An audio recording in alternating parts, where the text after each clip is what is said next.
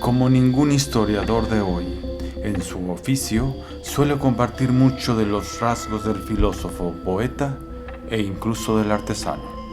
Catedrático en Chicago, visitante de Barcelona, caminante en Berlín. Una voz única, señera. ¿Qué va haciendo este Tenorio que aquí tenemos? Bueno, entre transhumar ciudades y caminar calles y dar clases se me va la vida. ¿Qué tipo de historiador se empeña? Bueno, yo quiero ser un historiador que se ocupa minuciosamente del pasado, siempre con ecos en el presente y, como decía San Agustín, siempre sembrando el polen del futuro. Académico aburrido. Muy aburrido. Como el aceite de hígado de bacalao. Como el aceite de hígado de bacalao, pero también igualmente nutricioso. Asocial. Sí. Metódico. Sí en lo que escribo, no como vivo. Tímido. Sí. Guajiro. Sí, muy guajiro. ¿Aún recuerda a Carr? Sí, aún lo recuerdo. Fue un gran amigo que me enseñó una parte del cosmopolitanismo que yo no conocía.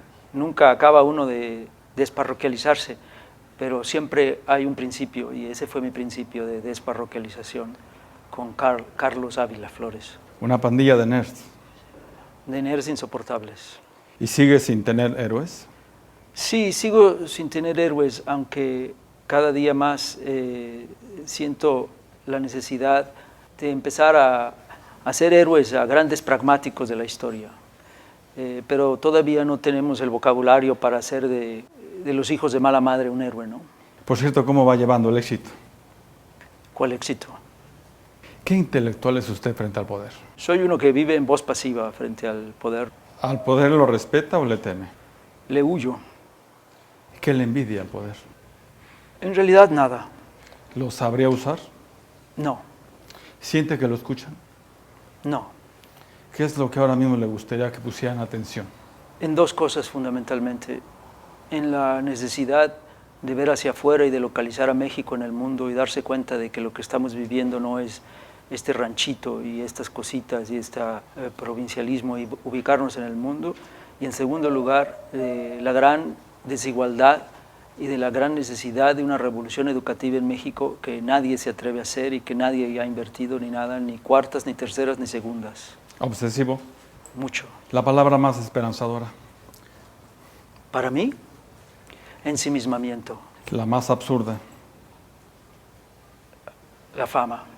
¿Alguna palabra para nuestras nuevas inteligencias? Hombre, cuídense. El ambiente mexicano en todos los campos tiene una gran capacidad de seducción y muy pronto todos llegan a la cúspide y después ya nadie se entera de que el rey está desnudo. ¿Llegan vivas e imaginativas? No, para llegar tienen que matar la imaginación y lo hacen muy bien, pero luego ya nadie es capaz de decir, porque el que dice el rey está desnudo es un ardido que no llegó. ¿La comentocracia es historicista? La comentocracia es todóloga, lo de menos es si es historia, es ciencia política, corte y confección o fútbol. ¿Es histérica? Es profundamente hiperbólica, de mecha muy corta, pero ante todo es alérgica a decir de eso no sé. ¿Es histérico el resentimiento que convocan? Sí y no. Lo que pasa es que tengo la impresión de que alguien manda unos telegramas y dice ahora nos vamos a espantar por esto. Y uno no entiende por qué se están espantando por eso, pero entonces hay que estar espantados porque si no uno es un bárbaro. A mí me gustaría que me mandaran el memo y me dijeran por qué vamos a estar espantados cada semana. ¿La sátira anda a su libre carcajada? No, una cosa que falta mucho en México es, en la comentocracia mexicana, es que no hay grandes humoristas, no hay grandes irónicos. Algunos de mis colegas sí son buenos y todo, pero son demasiado solemnes. Por cierto, a la política hay que defenderla. Sí, es el terreno para encontrarse. Rescatarla. Sí. ¿Cuál es su mayor virtud? Ser una especie de purgatorio donde los buenos y los malos podamos estar. ¿Cómo recuperamos la confianza en la política? Haciéndola. ¿La historia de qué ha servido a nuestra vida pública? La historia de nuestra vida pública ha sido la gran prostituta que usan y abusan como quieren. La historia es mezquina. La historia siempre acaba mal, la historia es muy mala. La historia no es un dechado de virtudes, pero es una terreno para reinventarse también en el presente en cada momento. La historia es demócrata, No, es republicana. no. ¿Usted es demócrata o republicano? Yo soy de Michoacán. ¿Qué es ser estadounidense hoy? Una forma moderna de ser. Cada quien es estadounidense como puede y le es posible. Es una manera de mantener valores universales siempre devaluados, al mismo tiempo que las cosas más horrorosas y reaccionarias del mundo. ¿Y qué es lo mexicano en Chicago? La otra mitad de Estados Unidos que nunca ha reconocido que es. Chicago es una ciudad mexicana y la historia norteamericana es muy mexicana y la historia mexicana es muy norteamericana. Desafortunadamente es muy difícil sostenerlo en ambos lados. ¿Cómo entender entonces lo que está pasando ahora en Estados Unidos? Yo creo que ha sucedido una gran glaciación político-cultural en la historia de Occidente hace unos 15 o 20 años y estamos viviendo los ecos de ello. Trump es precisamente la punta del iceberg. Desafortunadamente es tan vociferante que atrae toda la atención, pero el Trump solamente es un síntoma. Desafortunadamente muy desagradable, pero es solo un síntoma. ¿Se reelige? Temo mucho que sí. Vuelvo al poder, ¿hay que vigilarlo o soltarlo? El poder hay que vigilarlo, pero también hay que vigilarse uno contra el poder. ¿La historia está escasa de noticias? No, hay demasiadas noticias en la historia. El problema de la historia es que suceden tan simultáneamente que es muy difícil escucharlas. ¿La historia está urgida de vendetas? No. ¿La historia dejó de tener memoria? No, la historia no dejó de tener memoria. Los historiadores estamos abusando de la posibilidad de hacer justicia con la memoria, pero la historia en sí no tiene necesidad de hacer justicia con la memoria. ¿Y la posverdad?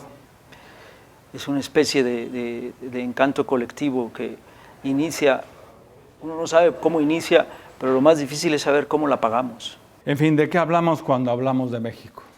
Para mí hablar de México es una gran preocupación constantemente, es una gran tristeza y también siempre, a pesar de todo lo que pasa, siempre vuelvo y hay una cierta y certera esperanza.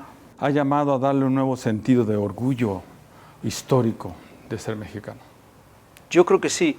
El problema es que tiene que ser un orgullo no basado en el accidente de haber nacido mexicanos, sino en reconocer la mexicanidad como una forma de ser en el mundo moderno, con el mundo moderno y como parte de este entramado que sucede a diario y que desafortunadamente en México parecemos vivir política y culturalmente aislados.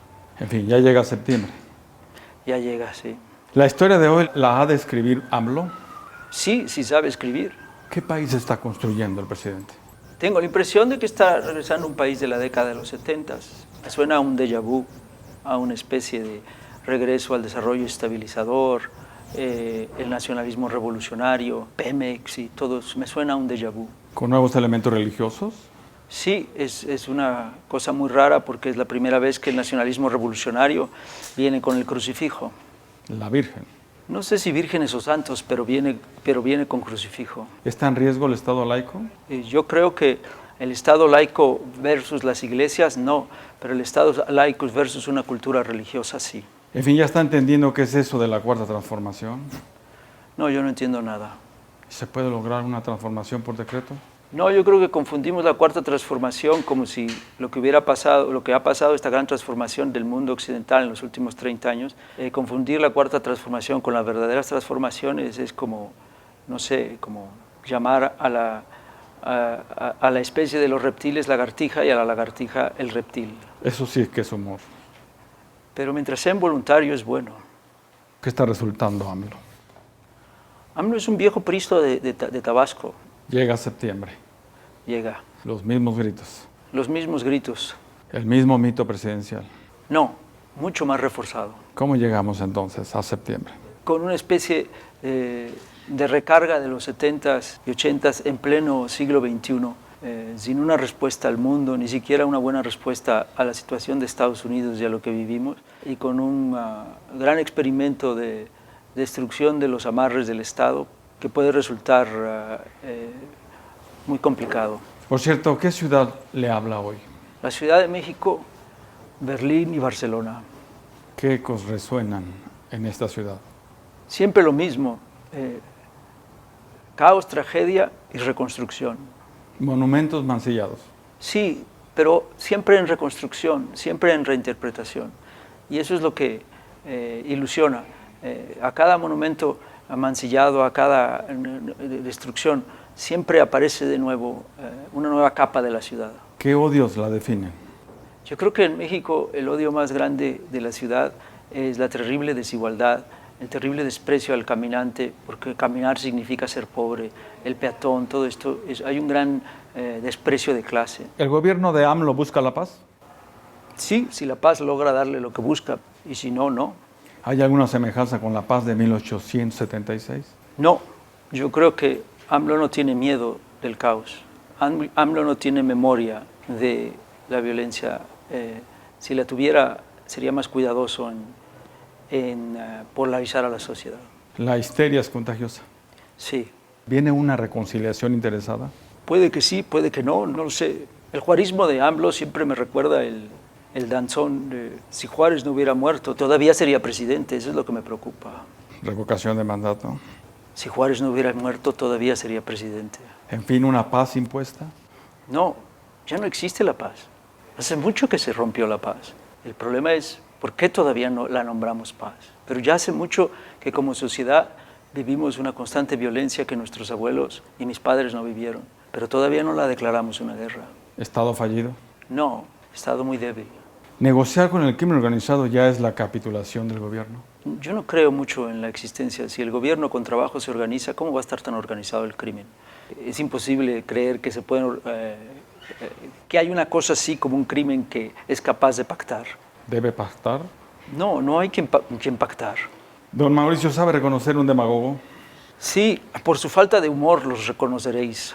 El demagogo opera por el carisma y no por la experiencia. Sí, y sobre todo por el 0 o 1. No hay mitades. ¿AMLO es demagogo? Sí. Nos vamos. ¿Qué hay que celebrar este septiembre? Que todavía no pasa nada.